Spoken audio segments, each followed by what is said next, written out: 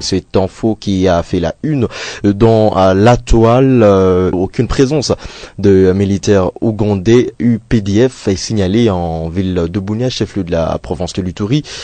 Mise au point faite ce mercredi 5 février par le porte-parole de l'armée en Ituri. Après de diverses rumeurs et messages des internautes dans les réseaux sociaux depuis le lundi 3 février dernier, laissant ainsi des commentaires libres allant dans tous les sens. D'après le lieutenant Jules Ngongo, la seule présence de militaires ougandais de UPDF est signalée en territoire d'Irumu depuis 2021 dans le cadre de la mutualisation de forces et l'opération Ushuja. Suivez ces explications au micro de Dieu merci Odongo.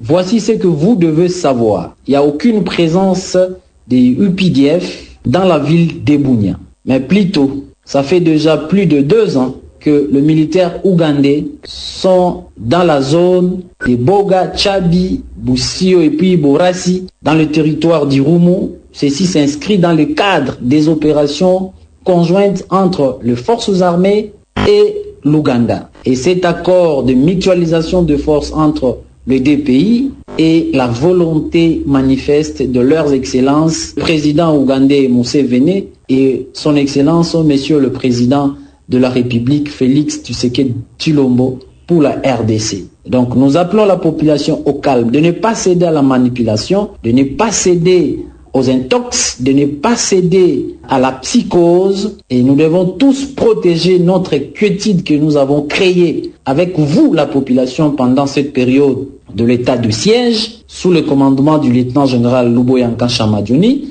Nous sommes en train de bâtir, de refondre la province pour que nous puissions avoir une province sécurisée, protégée et développée. Et donc, nous appelons la population à défendre la patrie et à protéger la province de l'Ituri. Pour y arriver, il faut raviver le patriotisme et aiguiser la collaboration avec les forces armées et surtout de ne pas tomber dans le jet de l'ennemi qui cherche à manipuler, à faire de l'intox et surtout à dissimuler les fausses nouvelles, les fausses informations au sein de la population.